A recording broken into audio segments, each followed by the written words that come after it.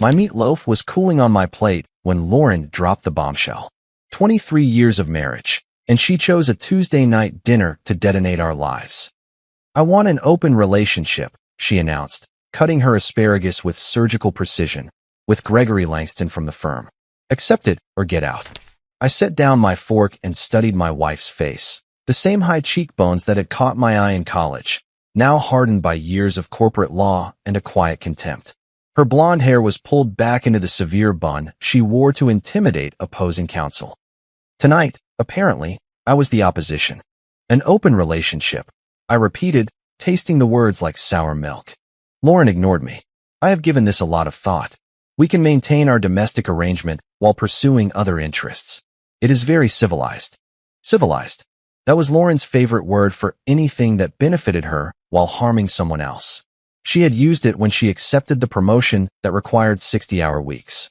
Civilized when she moved into the guest room because my snoring disturbed her beauty sleep. Civilized when she had come home at midnight, claiming client dinners that lasted until the bars closed. I leaned back in my chair, studying her expectant expression. She thought she had me cornered. The blue-collar husband who was never quite good enough for the corporate lawyer, the salvage yard owner who embarrassed her at firm events, the chump who had built her a perfect suburban life while she plotted her escape. Well, she pushed, what is it going to be? I smiled. Not the defeated grimace she expected, but a genuine, warm smile that made her blink twice. I accept. The words hung in the air like smoke. Lauren's fork stopped halfway to her mouth. Our daughter Brooke's thumbs froze on her phone screen. You what? I accept. I repeated, reaching for my water glass. The open relationship sounds fascinating. Lauren recovered first, her lawyer's mask slipping back into place. Good. I am glad we can handle this like adults. But I caught the uncertainty in her voice. This was not the script she had rehearsed. She expected anger, tears, maybe a dramatic exit. Instead, I was calmly finishing my meatloaf while her perfect plan developed a hairline crack. When does it start? I asked conversationally. This arrangement with Langston. The grand opening, so to speak. Her cheeks flushed. We already, that is, Gregory and I, had been involved in an inappropriate relationship behind my back for months. I finished helpfully. Yes, I suspected as much. The late nights, the sudden changes in your habits, the way you rushed to freshen up immediately after coming home. Either you had crossed a serious line, or you had developed a sudden passion for midnight gym sessions. Brooke made a disgusted sound. I am eating here. Sorry, sweetie. I turned back to Lauren, who was gripping her knife like she wanted to use it on my face. So what is the schedule? Are you moving in with him? Or is this more of a part-time arrangement? We are working out the details. Of course you are. And his wife? Natalie, is it? How is she taking the news? Lauren's face paled. That is Gregory's problem, naturally. Well, this should be interesting. I stood, picking up my plate. Thanks for dinner, honey. Very illuminating. I headed for the kitchen, leaving Lauren staring at my back. Through the window, I could see the lights of our neighbors' houses, each one hiding its own secrets and lies. The Andersons with their frequent late-night disputes, the Garcias dealing with family challenges, the Wilsons and their questionable financial practices. Now we would have our own contribution to the neighborhood rumor mill. I scraped my plate into the sink, thinking about Gregory Langston. Tall, silver-haired, with that practice charm that impressed clients and led to complicated personal situations. I had met him at Lauren's firm events and watched him work a room. He had soft hands and a firm handshake. The kind of man who had never changed his own oil or swung a hammer in frustration. The kind of man Lauren thought she deserved. Behind me, I heard chairs scraping against the hardwood floor. Dinner was officially over. Lauren's heels clicked toward the stairs, probably to call her colleague and report on the conversation. Brooke shuffled past, muttering something about dysfunctional families and college applications. I stood at the sink, watching the water swirl down the drain, and allowed myself a moment of genuine satisfaction. Lauren thought she had played her trump card. She had no idea I had been holding a royal flush for 3 weeks. Ever since I had followed her to that downtown Hilton and watched her meet Langston in the lobby. Ever since I had hired a private investigator to document their secret meetings. Ever since I had contacted Natalie Langston and discovered she had her own collection of evidence. Lauren wanted an open relationship. She was about to get more openness than she had ever bargained for. I dried my hands on a dish towel and headed to my workshop in the garage. I had some planning to do, and the holiday party season was just around the corner. 3 weeks earlier, I had been a different man. Suspicious but hopeful, hurt but willing to give my wife the benefit of the doubt. That version of me had followed Lauren to the downtown Hilton, parking across the street like a concerned husband, hoping to prove my concerns were unfounded. Instead, I had watched her walk into the lobby at 2:47 in the afternoon on a Wednesday, wearing the red dress I had bought for our anniversary. She had greeted Gregory Langston in a way that left no doubt about the nature of their involvement, while business travelers pretended not to notice. I had sat in my pickup truck for 20 minutes, engine running, trying to process what I had seen. Then I had driven home, called my lawyer, and hired the best private investigator in the city. 2 days later, I had pictures. 1 week after that, I had hotel receipts, credit card statements, and a timeline that went back 8 months. But the real breakthrough came when I decided to find Natalie Langston. Gregory's wife lived in a large colonial-style home in the historic district, the kind of place that spoke of established success and carefully guarded privacy. I had expected to find a broken woman, maybe someone willing to share coffee and mutual disappointment. Instead, I found a woman who was prepared.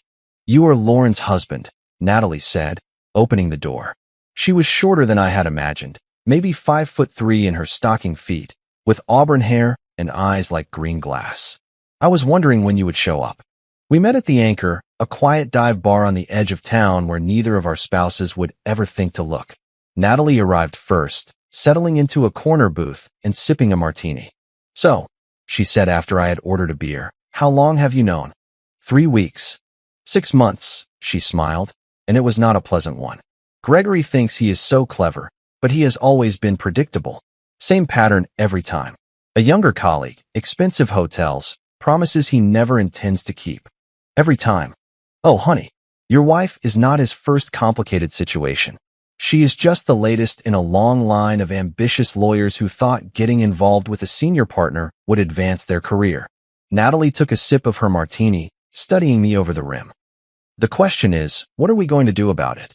That conversation lasted 4 hours. By the time we parted, we had exchanged phone numbers, email addresses, and a mutual commitment to seeing the situation through to its proper conclusion.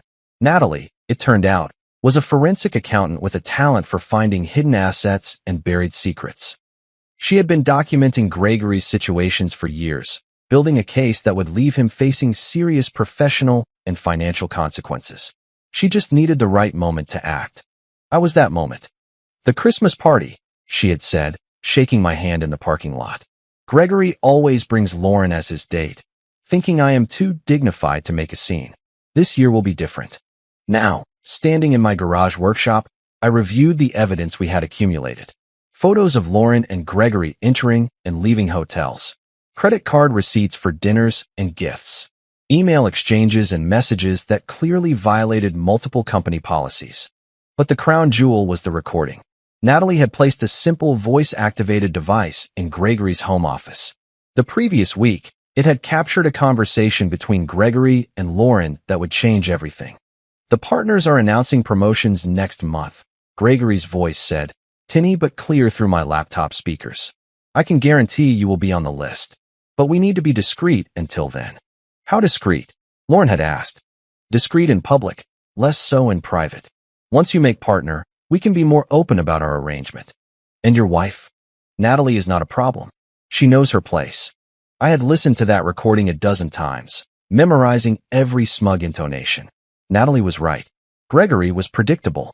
He thought he was managing 2 women, keeping us both in our assigned roles while he controlled the situation. He had no idea we were comparing notes. My phone buzzed with a text from Natalie. "Confirmed for Friday. Table 12. We're something that photographs well. The firm's Christmas party." Lauren had been talking about it for weeks, debating between the black cocktail dress and the navy blue one with the plunging neckline. She had settled on the navy blue, probably because Gregory had complimented her in it at the last firm event. She expected to walk in on his arm, the conqueror who had successfully negotiated her way out of a troublesome marriage, the brilliant lawyer who had managed to have her cake and eat it too. Instead, She would find her husband waiting at table 12 with Gregory's wife, both of us smiling like we had just won the lottery. I closed my laptop and went back into the house. Lauren was in her office, door closed, her voice low and intimate, probably debriefing with Gregory about our dinner conversation, reassuring him that everything was going according to plan. Let her think that. Let them both think they had outsmarted the blue-collar husband and the wife who had been underestimated for too long. Friday night was going to be educational for everyone. The Willow Creek Country Club glittered with enough Christmas lights to power a small town. Ice sculptures of reindeer flanked the entrance, while a string quartet played holiday classics for the arriving guests. Lauren's firm knew how to throw a party, especially when they were celebrating another year of billable hours and client acquisitions. I adjusted my tie and checked my watch. 7:15 in the evening. Perfect timing. Lauren had left an hour earlier, claiming she needed to arrive early for some pre-party networking. In reality, she was probably in Gregory's office, sharing a drink and congratulating themselves on their successful handling of the situation. They thought they had managed to keep their involvement discreet while maneuvering me into accepting their arrangement. They were about to learn the difference between discreet and secret. I parked my pickup truck between a BMW and a Mercedes, ignoring the valet who looked like he would rather be anywhere else. The grand ballroom was buzzing with conversation and the clinking of glasses. 200 of the city's legal elite, celebrating another profitable year. Natalie was waiting near the coat check, stunning in an emerald green dress that complemented her auburn hair. She had chosen her outfit carefully, elegant enough to fit in, dramatic enough to be memorable. "You clean up nice," she said, taking my offered arm. "You look like a woman with a plan." Several, in fact, all of them leading to accountability. She smiled, and I was reminded of why Gregory had underestimated her for so long. Natalie looked like the quintessential well-bred wife, all good manners and charity luncheons. In reality, she was a force in designer clothing. We walked into the ballroom together, and I felt the subtle shift in attention that happens when people notice something unexpected. Ryan Whitaker, the salvage yard owner, walking in with Natalie Langston, the senior partner's wife. Conversations faltered mid-sentence as guests tried to process what they were seeing. Table 12 was perfectly positioned for maximum visibility, close enough to the dance floor to be noticed, but far enough from the head table to avoid an immediate confrontation. Natalie had chosen well. "There they are," she murmured, nodding toward the bar. Lauren was standing next to Gregory, laughing at something he had whispered in her ear. She was wearing the navy blue dress, as predicted, along with her grandmother's pearl necklace and the diamond earrings I had given her for Christmas the previous year. She looked confident, relaxed, like a woman who had successfully navigated a difficult situation. Gregory was holding court with several junior associates, playing the part of the wise mentor. His silver hair was perfectly coiffed, his tuxedo impeccable. He gestured with his martini glass, probably telling a war story from his early days at the firm. Neither of them had noticed us yet. "Champagne?" I asked Natalie. "Something stronger. It is going to be a long night." I flagged down a server and ordered drinks while Natalie settled into her chair, arranging herself with the precision of a chess master positioning her pieces. Around us, the party continued its predictable rhythm. Partners schmoozed with clients. Associates networked desperately. Spouses made small talk about holiday plans and home renovations. Ryan Whitaker. I turned to find Tyler Brooks, a colleague of Lauren's, approaching our table with obvious curiosity. Tyler was a decent guy, one of the few lawyers at the firm who did not treat me like hired help at these events. "Tyler, good to see you." I stood to shake his hand. "Do you know Natalie Langston?" Tyler's expression flickered as he processed the introduction. "Of course. Mrs. Langston. You look lovely tonight." "Thank you, Tyler. Ryan was just telling me about his salvage business. Fascinating work." The conversation was perfectly normal on the surface, but I could see Tyler's mind spinning. Why was Ryan Whitaker sitting with Gregory Langston's wife? Where was Lauren? Where was Gregory? "Well," Tyler said after a moment, "I will let you two enjoy your evening. Have a good time at the party." He moved away, probably heading straight for the rumor mill. Within minutes, half the room would know that something unusual was happening at table 12. "And so it begins," Natalie whispered, sipping her whiskey. The first domino had fallen. Lauren noticed us 25 minutes later. I had watched her scan the room during a lull in conversation, her gaze moving systematically from table to table in the way she had learned from courtroom proceedings. When her eyes found mine, her champagne glass stopped halfway to her lips. For a moment, she just stared. Then her gaze shifted to Natalie, and I saw the exact moment that understanding hit. Her face went pale beneath her carefully applied makeup, and her free hand gripped the edge of the bar as if for support. Gregory was still talking, oblivious to his wife's presence 15 feet away. He had his back to our table, gesturing animatedly as he described a courtroom victory to his captive audience. Lauren murmured something in his ear. Gregory turned, following her gaze across the room. His smile faltered, and his martini glass slipped from his fingers. The sound of crystal hitting marble was surprisingly loud in the elegant ballroom. Conversations paused as heads turned toward the noise, just in time to see Gregory Langston staring at his wife and her unexpected dinner companion. Natalie's face remained composed. Gregory's face cycled through several expressions: surprise, confusion, and finally dawning realization as he understood what he was seeing. His wife, who was supposed to be at home with a migraine, sitting with Lauren's husband like they were old friends. The whispers started immediately. Is that Gregory's wife? Why is she with Ryan Whitaker? Where is Lauren supposed to be sitting? Did you know they knew each other? Natalie rose gracefully, smoothing her dress. I think it is time for introductions, don't you? We crossed the ballroom together, weaving between tables as conversations died in our wake. The string quartet continued to play, but their Christmas melody sounded strangely discordant against the rising tension in the room. Lauren and Gregory remained frozen by the bar, trapped between their public personas and their private panic. They could not make a scene without drawing more attention, but they could not ignore us without seeming rude. Gregory, Natalie said warmly, rising on her toes to kiss her husband's cheek. You look surprised to see me. Natalie, I thought you were. You said you had a migraine. I felt much better after I spoke with Ryan. We have been having the most interesting conversation about mutual interests.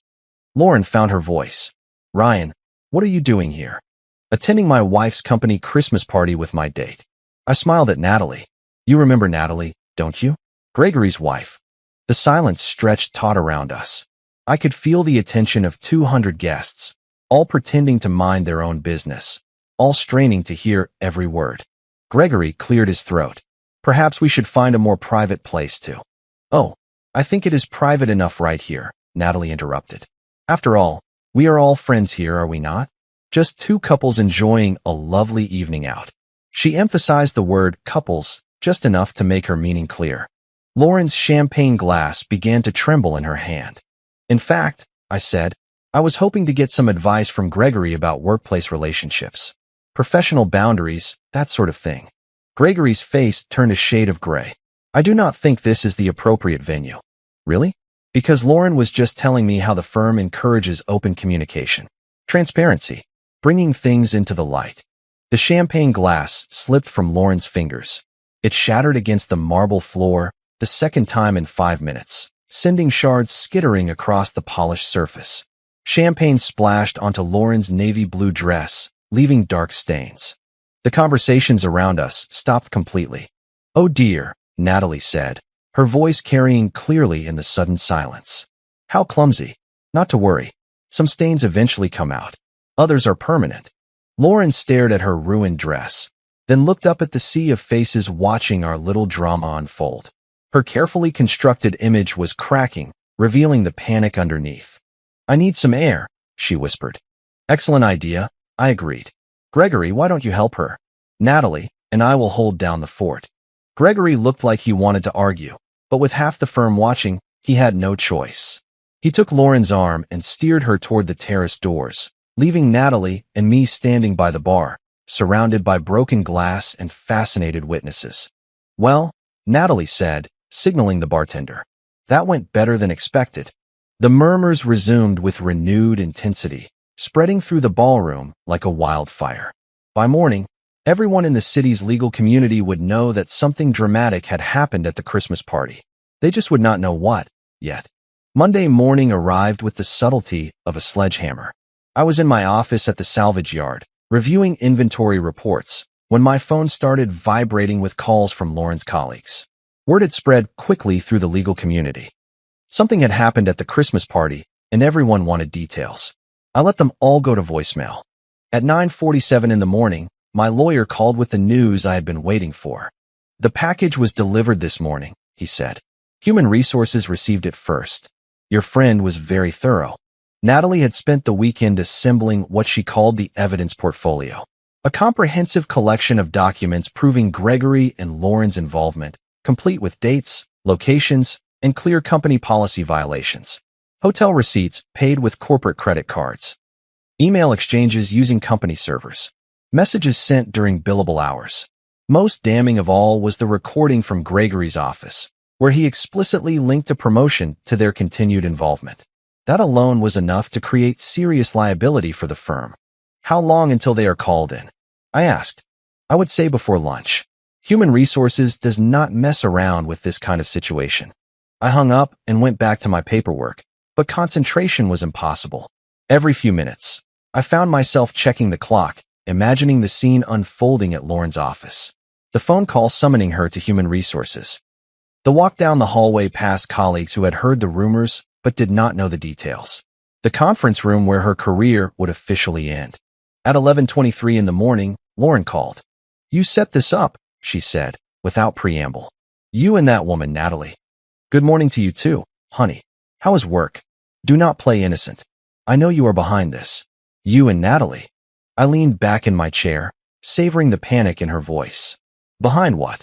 I am just a simple salvage yard owner, remember? What could I possibly have done to the brilliant corporate lawyer? They have everything, Ryan. Every receipt, every message, her voice broke. They are letting us go? Both of us. Effective immediately.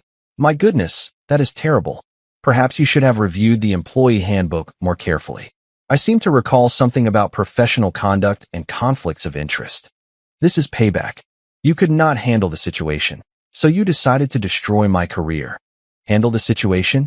I laughed, genuinely amused. Lauren, you did not reject me. You tried to manage me. There is a difference.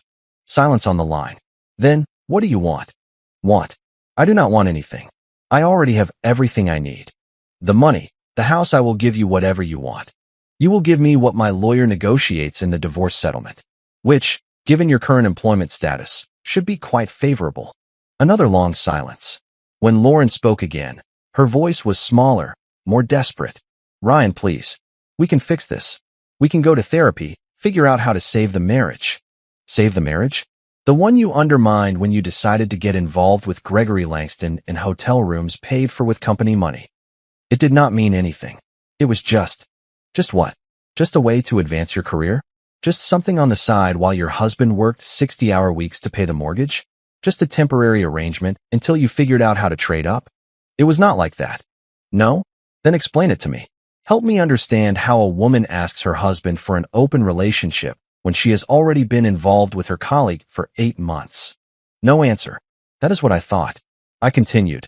You know what is really telling? You could have just asked for a divorce. I would have been hurt, but I would have been fair. Instead, you tried to have it both ways. Keep the comfortable life I provided while pursuing your upgrade on the side.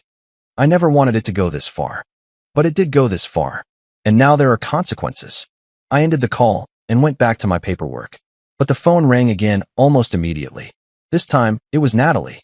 Phase 1 complete, she said. Gregory was escorted out of the building.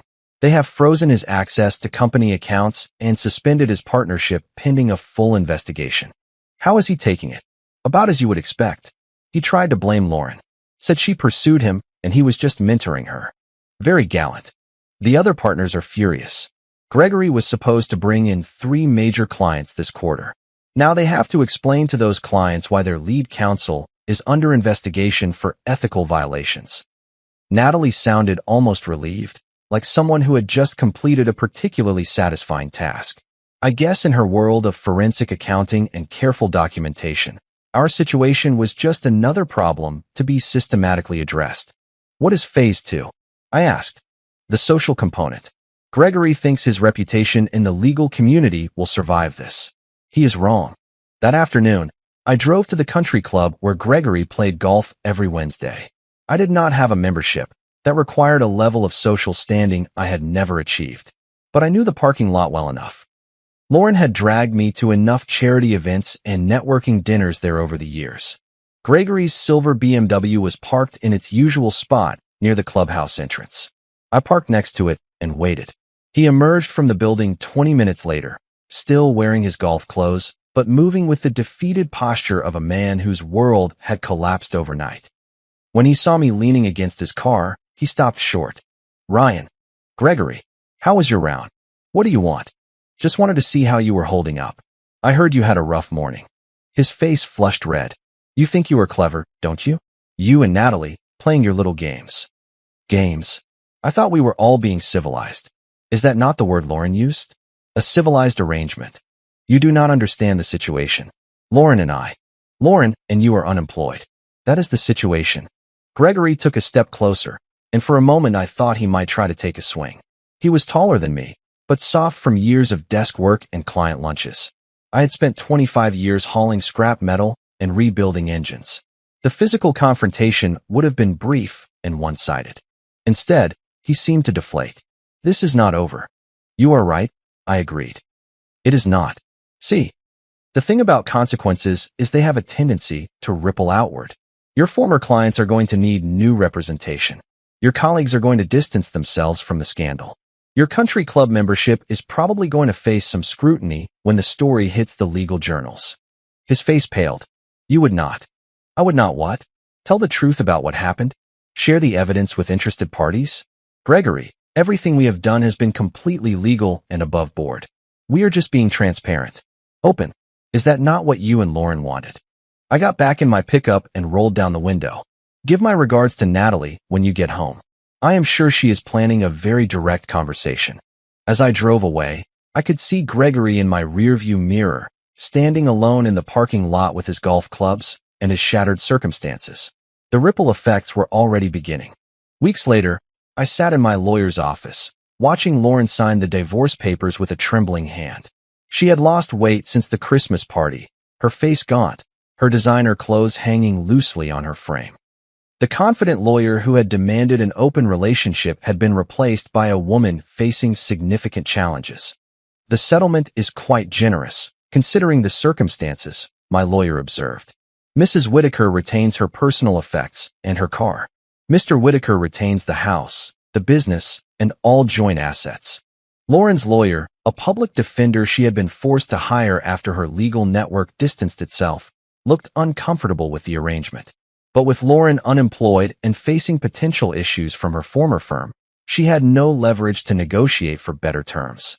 "The non-disclosure agreement covers all aspects of the marriage and its dissolution," my lawyer continued. "Both parties agree not to discuss private details with the media or third parties." This had been my idea. Lauren's situation was already complete in our social circle. I had no interest in making it a public spectacle. Lauren signed the last page and pushed the documents across the table without meeting my eyes. 23 years of marriage, reduced to a stack of legal paper and a property settlement that left her with almost nothing. "I will need 2 weeks to find an apartment," she said quietly. "Take a month," I replied. "Brooke will need time to adjust." Our daughter had chosen to stay with me, a decision that had surprised no one except Lauren. Brooke had watched her mother's choices unfold with the brutal honesty of adolescence, and she had made her own judgment accordingly. After the lawyers finished their paperwork, Lauren and I found ourselves alone in the parking garage. She leaned against her car, the one asset she had managed to keep, and finally looked at me directly. "Was it worth it?" she asked. "Destroying everything we built together." "I did not destroy anything, Lauren. I just refused to pretend it had not already been destroyed. Gregory and it was not supposed to happen like this. We thought we could manage the situation. Keep everyone content. Keep everyone content, or keep everyone useful." She flinched. "That is not fair." "Fair? You want to talk about fair?" I stepped closer, and she instinctively backed against her car. "Fair would have been asking for a divorce when you realized you did not love me anymore. Fair would have been honest communication instead of 8 months of deception. Fair would have been considering our daughter's feelings before you decided to blow up our family. I made mistakes. You made choices. Every hotel room, every lie, every time you came home and pretended to be a loving wife while you were planning your exit strategy. Those were choices. Lauren's composure finally cracked. Tears streamed down her cheeks, smudging her carefully applied makeup. I am sorry. I am so sorry, Ryan. I never wanted it to end like this. But it did end like this. And now you have to live with the consequences. I walked away, leaving her in the parking garage. It should have felt like a victory, but mostly it just felt like closing a book I had once loved to read. The house was quiet when I got home. Brooke was at school, probably telling her friends about her parents' divorce with the casual honesty that teenagers reserve for family matters. The rooms felt different without Lauren's presence, less tense, but also emptier. I made a pot of coffee and sat in my kitchen, looking out at the backyard where we had hosted 2 decades of birthday parties and barbecues. The swing set was still there, though Brooke had outgrown it years ago. Lauren had always talked about having it removed, but I had resisted. Some things were worth preserving, even after their practical purpose had ended. My phone buzzed with a text from Natalie. Gregory moved out this morning. Took 2 suitcases and his golf clubs. Left everything else. I texted back. How are you doing? Better than I expected. Turns out I do not miss him as much as I thought I would. Natalie and I had maintained our alliance throughout the divorce proceedings, sharing information and coordinating our legal strategies. Gregory had tried to turn us against each other, suggesting that Natalie and I were involved in something to distract from his own choices. The accusation had backfired when Natalie produced evidence of his previous situations, dating back almost a decade. Dinner tonight? She texted. My treat. I considered the invitation. Natalie was an attractive, intelligent, and resourceful woman, with a sharp sense of humor honed by years of marriage to someone who had repeatedly broken trust. Under different circumstances, we might have developed genuine feelings for each other. But we had bonded over mutual betrayal and a shared desire for accountability. That was a foundation for a partnership, not a romance. Rain check, I replied. Need some time to figure out what normal is. I get it. Take care of yourself, Ryan. And thank you for everything. I put the phone down and finished my coffee, thinking about the future for the first time in months. Brooke would be finishing high school the following year and heading off to college. The salvage yard was profitable enough to support both of us comfortably.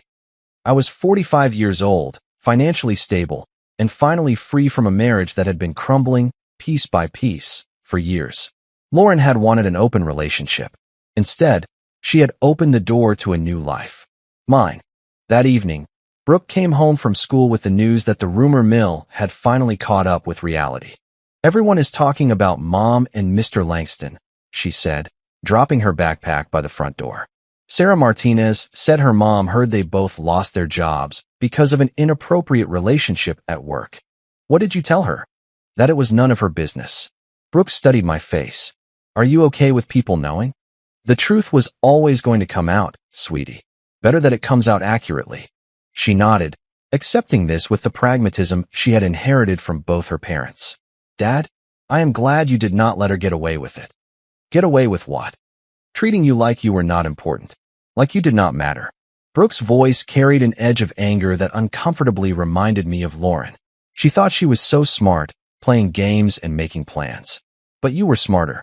I looked at my 17-year-old daughter, wiser beyond her years, already learning lessons about trust and accountability that I had hoped she would not need for decades. I was not trying to be smart, Brooke. I was just trying to protect what was left of our family. Same thing, is it not? Maybe it was.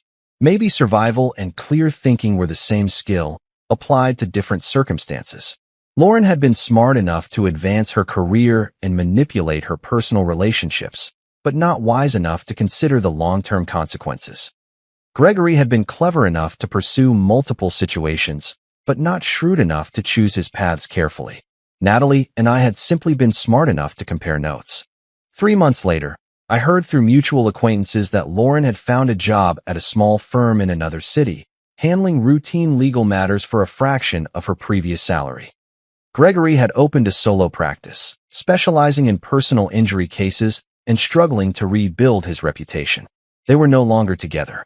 Apparently, their connection had been less durable than either of them expected when it was no longer hidden. I felt no satisfaction in their continued difficulties. The anger that had sustained me through the divorce proceedings had faded, replaced by something closer to indifference. They were no longer my problem to solve or my wounds to heal. Brooke and I settled into our new routine. She cooked dinner twice a week, badly but with enthusiasm. I helped with her college applications and pretended not to notice when she came home after curfew on weekends. We were learning how to be a family of two, and it was working better than I had expected. One Saturday morning in early spring, I was at work at the salvage yard when Natalie appeared in my office doorway.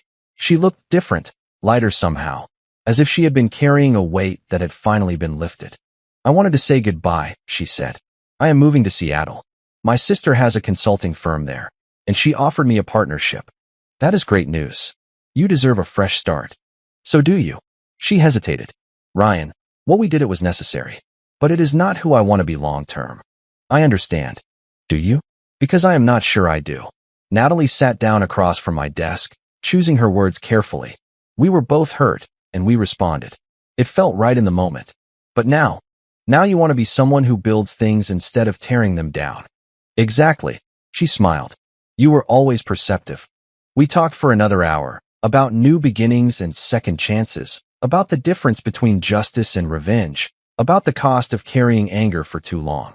When she left, we shook hands like business partners concluding a successful deal, which, in many ways, is what we were. That afternoon, I cleaned out Lauren's remaining things from the house. Clothes she had forgotten, books she had left behind, small personal items that had somehow escaped the division of assets. I packed it all neatly into boxes and drove them to her new apartment across town.